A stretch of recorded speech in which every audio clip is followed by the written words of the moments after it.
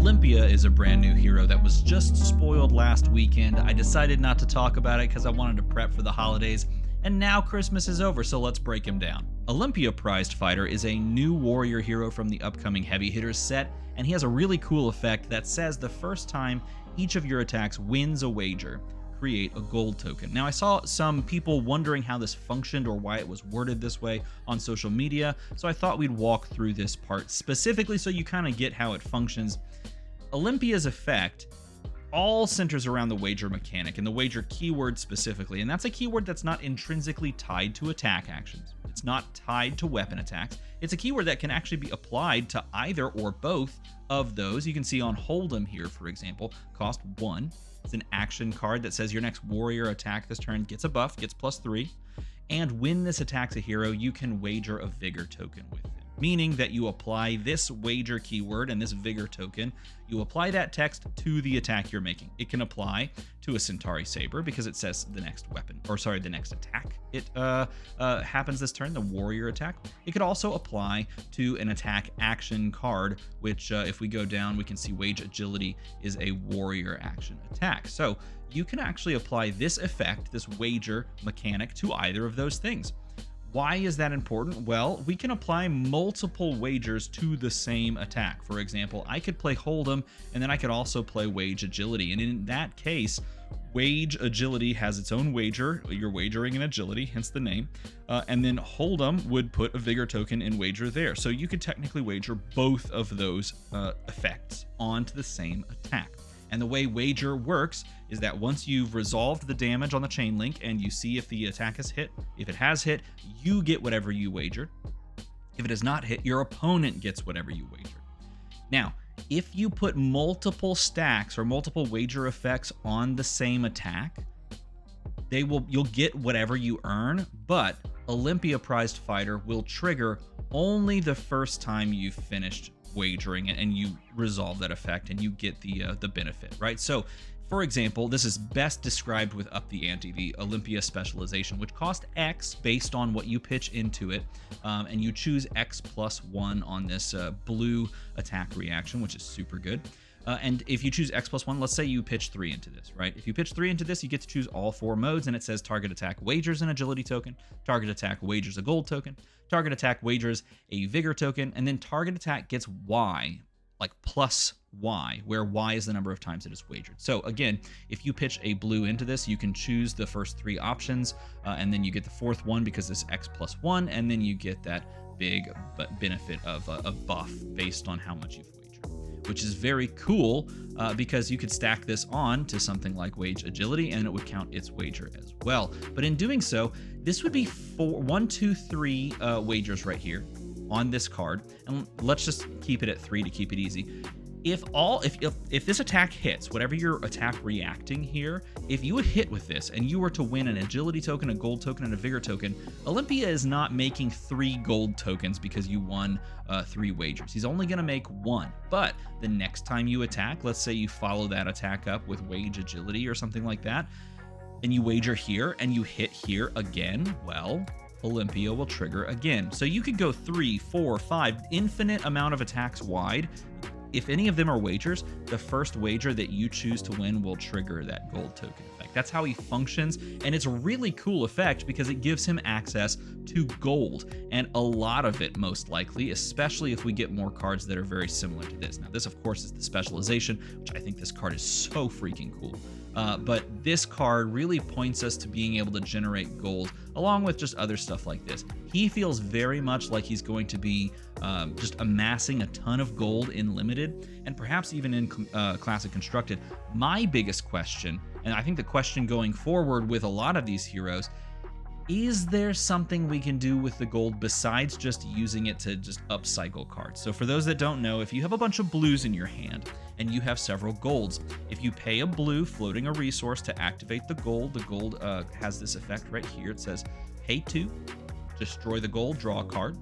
You've taken your 4-card hand, you've pitched a blue, you're floating a resource, and you draw the card back. So we've turned a blue into technically the card, it like replaced itself and gained a resource. So there's a benefit to having a bunch of blues and a bunch of gold, right? You're replacing the cards, but you're amassing these extra resources floating.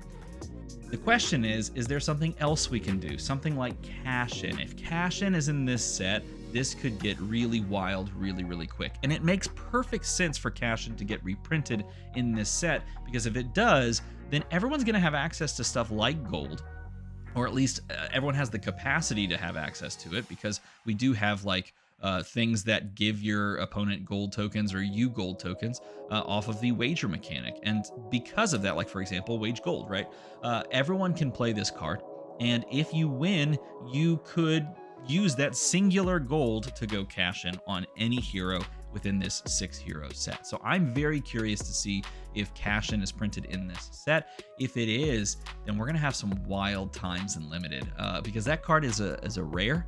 And you might be able to find a cash in or two within this set if it does actually exist. And this hero has me really excited to test out in the overall format, because it's one that doesn't necessarily push you into just like warrior weapon mentality, right? You could play this with attack actions very similar to Bolton. You can play this with these wager kind of mechanics and these big attacks, and this can fall on anything. Target attack wagers, and plus Y, which means you could literally play this on Command and Conquer. This is a hero that doesn't have to play towards the weapon in the warrior style, so you could build this deck in a lot of different ways. For example, if you wanted to, he might be a fantastic hero to play Decimator Great Axe in. Why? Well, you're running blues, and so if you're making a lot of gold, you can do the blue cycle thing with gold, but he also makes it way harder to block. And if we get, let's just put it in there, if we get a ton of attack reactions, like the one that was spoiled along with him, can I do a type attack reaction? Something like that? Nope, I can't do that. What if it's a subtype then? Is it a subtype? Yeah. It's not a subtype. Gosh dang it. Anyway, if we'll just go to it. If we get a ton of these attack reactions that allow you to basically wager on top, or can go on top of things if you've wagered, then we could get some really crazy stuff that go with it. Like for example, Hold'em, which is not an attack reaction, it's just an action, can apply to the Decimator Great Axe, which is really good. You could technically play Double Down, which is also pretty cool, because this gives overpower to your next attack that it falls on. And again, this does apply to the weapon, so he could be very weapon based, or it applies to your attack action cards, and you could play things that are very good for attack actions in general. But you could also play, there it is, the upper hand one, which is funny because he's obviously losing a finger. But you could play like cards like this that make it way harder for this to just be naturally blocked, and then you attack react on top of it. Otherwise, you're just getting like gold off of this because you apply a wager, and then you make this attack very uncomfortable. Attacks for 7, really hard to block because it's having the block on something. And then you take the upper hand even if they try to full commit to stop you from making gold. This plus like cash in, I don't know. That seems really beefy. That seems really spicy. You could get some really cool stuff going. But you don't even have to go the weapon route. You could just play these exact same cards and then just get wage attacks. You know, like first of all, Money Where Your Mouth Is feels like just a natural shoe in, because Money Where Your Mouth Is one of those cards that can just allow you to create another gold token. And then like wage gold, like these big attacks, you could apply all these big attacks, and you can play it this way. Like, look at this, we're already making a deck, and this is like one way you could build the deck. It has these big attacks, very insulated on poppers, which feels quite nice. And all of these things apply both to attacks from your weapon and to these big attacks, because they are warrior attacks, including the brand new and super cool keyword I talked about last time, universal, making wage gold a warrior attack, which is so cool. So I'm very excited to see how he comes out and wants to be built. Plus, I want to see what his weapon is, because if his weapon's like a shield and a spear, or if his weapon's like just a gladius, or is it Gladius? Gladius? I don't know. Tell me in a comment below how you pronounce it. We could have some really cool mechanics around this just overall character. I'm really looking forward to it. And I think we're getting, either today or tomorrow, the spoiler of a Brute hero. So I'm very much looking forward to seeing what Brutes we have, because this is the second warrior of the 2 warriors in this set. and I want to see what Brute has to play with. So whenever we get that spoiler for Brute, I'll make another one of these videos talking about them. There's a lot of cards that fit Olympia that we've already seen, though, and many of them are going to be very successful. Like this is literally just Iron Song response, except for wagering minus the reprise effect, right? So I think this is going to be a really cool set. I'm getting more and more excited every time they spoil some more stuff. Let me know what you think about this set in a comment below. And before the year ends, try to make this number get higher. Who knows? Who knows if that'll happen? Let me know in a comment below if you think it will. As always, thanks for watching.